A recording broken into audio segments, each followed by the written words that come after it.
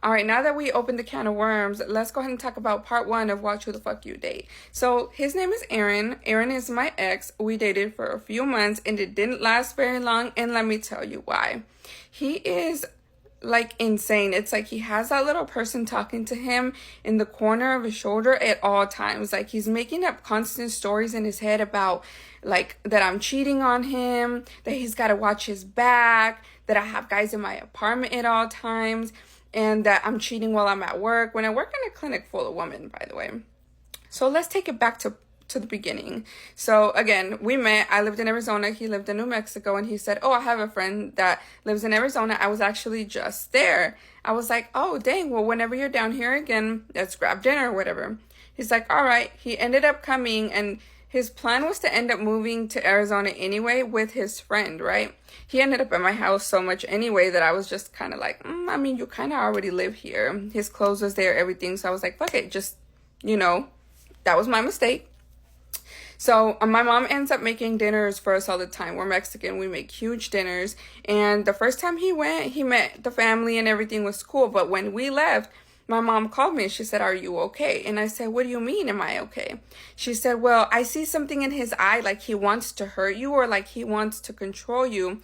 I don't know how to tell you because I don't want you to think that I'm crazy, but I'm just telling you to be careful and really think about if this is the guy that you really want to be with.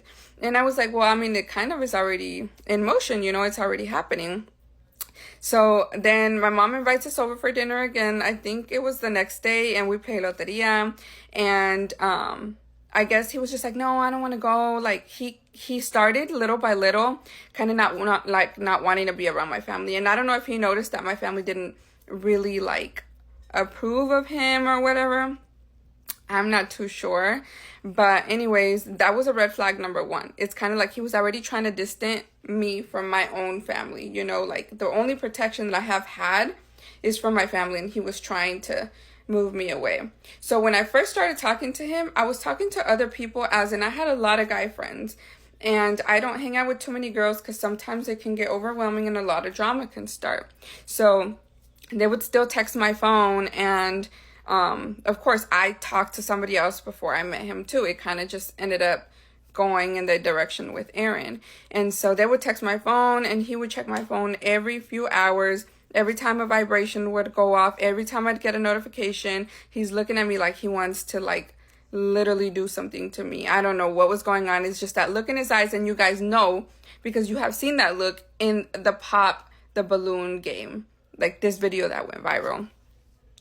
So he starts checking my phone every few hours. He starts to track my location. I gave him my location on my phone because I was like, I have nothing to hide, right? And I'm always either at work with him at home or with my family. So go ahead and go to part two. All right, welcome back to part two of Watch Who You Date. We're talking about Aaron, the guy that went viral on Pop the Balloon game. So anyways, he starts to distance me from my family. He starts to track me. I give him my location because I had nothing to hide. Every time I would walk by the window, my location would show that I was outside. So he'd call me like, what are you doing outside? Who are you messing with at work? Why aren't you working? Like that controlling, right? Then he starts doing pop-ups at my job, and it got so bad because he would show up in his work truck while he's supposed to be at work at my job that my supervisor had to keep watching me. We had to basically everybody had to walk me to my car after work to make sure that I made it. And the girls would text me, hey, did you make it? Again, it's a clinic full of girls. So that was a red flag number two. And then one time I walked outside to the cafeteria, and he calls me and he's like, how did I know you were outside? So that in my head was like, circles are already turning. I go to my car to see if he put a tracker because he is capable of doing some shit like that. And I couldn't find anything. And then he pops up at my job like, don't break up with me. Don't do this. Like, I'll change. I thought I was going to catch you doing something. And I was like, how did you know I was outside, right? He said, I put my extra phone tracking you in your car, and I left it on record because I was expecting to record you doing something, as in cheating on me or like messing around in your car. And I was like, I was done. After that, I was completely done. I said, get your stuff, get out of my house, and come bring me my key.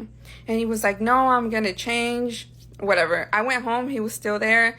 He was like, let's try to work it out. I was like, you know, he already lives with me, he moved here, like whatever. And it was going, I was going to do it so bad. And then he went to go get coffee for me or something from Starbucks, and he was like, something's wrong with your car. And I was like, what do you mean something's wrong with my car? He's like, yeah, it started to act weird. And I was like, okay, hold on right there. My car, I have a 2019 Dodge Challenger. It's been perfectly fine. I kept up with the oil. I don't understand. All of a sudden you're driving it and something's wrong with it. Go to part 3. Part 3, and this is the last part that I'm going to post about Aaron, the buff guy from Pop the Balloon Game and Watch Who the Fuck You Date. So, he was like, yeah, your car's acting funny. I was like, no. At that point, I was like, already get out of my house. Like, I don't want you here. You ain't paid one bill. You put $20 a light one time, and maybe you spent like $30 on groceries because I was gonna cook dinner one time. But my mama always told me, do not allow a man to come into your home and pay any bills, because then he's gonna feel like he has the right to either stay there or like, oh, I paid the rent, I live here too. But in all reality, everything that I had gotten was mine, and I didn't allow him any part of that. So I was like, all right, get out, whatever. He leaves. He still tried to contact me. I was like, no, get out. I grabbed my car. I went to my mom's house because I didn't want him to try to come back and to try to convince me. And that's what brings to like my mind all the time. Like, you guys tell people in abusive relationships all the time, like, you need to leave, thinking that it's easy for these women to leave. And it's not. Like, yeah, they've gotten hurt or whatever, but these women are completely head over heels in love with these men. So it's not easy to leave. So I did what I thought was best. So I went to my mom's house right after. And he's calling me like, dang, you're already at somebody else's house. You're already cheating on me. I was like, whatever. And on my way to my mom's, I start to feel that my car is starting to shake. And I'm like, dang, like, what is it? I took it to 2 different mechanics that were like, it was the spark plugs, the ignition coils. I fixed that. And then I went to another mechanic because it started to shake again. And supposedly it was the same thing. They fixed that again. So I went to a 3rd mechanic, and he's like, I think they might have put sugar in your gas tank, but I would need to take out the gas tank to make sure. And I was like, no, I don't think he would be capable of doing something like that, whatever. So I couldn't find what was wrong with it. At this point, I had moved out already because I was so scared. My mom had let me borrow money because I needed to move out before my lease was up, so he didn't know where I lived. I moved apartments. So at this point, I went and got a new car. I went to the dealership and I got a new car. I changed my car. And when I asked him, hey, did you ever find out what was wrong with my Challenger? He said, yes, there was sugar in the gas tank. So this man that claims to be very godly and studies the Bible and, you know, practices this religion,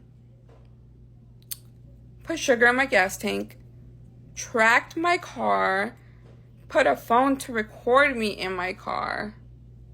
And I would do things like say everything he needed to hear, like, yeah, I cheated on you, like, because I was so scared of him being crazy. Like, this guy has a record. You guys don't know that. You guys really need to be careful who you make famous on this app.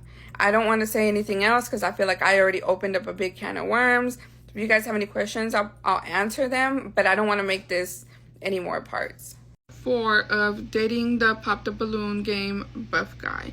I'm just going to answer some questions that you guys have been asking in my chat that I haven't had a chance to answer because I actually work a full-time job and I'm a mom. That goes with question number 1. Did you lose custody of your kids? No. Their dad and I share 50-50 custody. He likes to talk shit because I don't have full custody. Everybody is entitled to their own opinion, but their dad is an active father and I'm an active mother, so we share 50-50 like we should. Number 2. His sign is a Cancer. I know you guys have been asking. Number 3, I had nothing to do with him losing his job. Just because he scooped really low into a petty level and posted my kids on his TikTok and posted my phone number on his TikTok after I messaged him saying, do not involve my kids and take it down, he went and posted the video.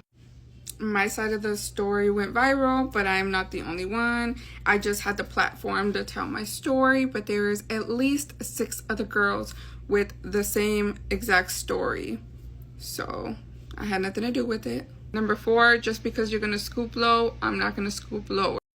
All right, so just gonna give you guys an update, and this is the last I'll probably be talking about it. So everybody keeps asking me what was the purpose of you outing him or making these videos, and it's because I needed to bring awareness to a lot of women out there. He is constantly on different dating apps because this is what all the other girls are telling me, and they're going through the same situations. And you know, a master manipulator is super easy to act super sweet and very consistent, and then boom, it's like a switch triggers. There's this girl going around Facebook right now stating that he put his hands on her and that he's lying, telling everybody that she stole his wallet.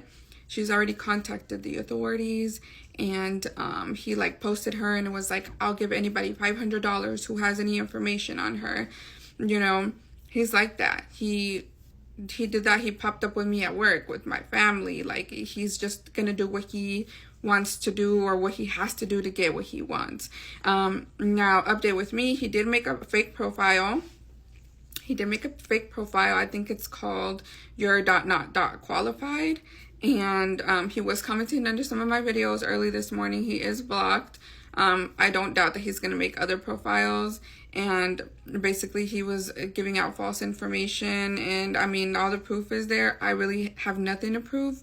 And so that is the update. I am being careful. I am around my family. I'm not alone right now. And, you know, that is the end of it. I'm not bringing it up anymore. I have moved on. I just wanted to bring awareness to everybody around the situation or similar situations. He did not put his hands on me, but I knew he was going to with the way he already acted towards me. Exactly, this is one of the reasons why I started to tell my story. And after I told my side of the story, so many women have came forward. Now, this girl I found on Facebook, well, it was sent to me. And she's basically saying that they hung out and he's going around stating he got $500 on whoever finds her because that she stole his wallet or whatever. But he actually physically put hands on her. You can see it. This is her original post. I just cropped her name off of it. I don't want to expose her. I don't want to put her in any danger. So this is the Facebook post. She says she works really hard for her money. It looks like she's a single mom as well. And that he's like airing her out to whoever. This is a picture of him. And that's her little story. If she wants to come out and tell her story, that is completely up to her. It did take me a little while to come out with my side of the story. I didn't know if I wanted to do it. But again, the reason why I did it was because I wanted other women to be safe. I wanted other women to feel like they can come forward to any type of experience of abuse that they have been through. And, you know, I can keep showing you guys proof if you guys want, but that's that side.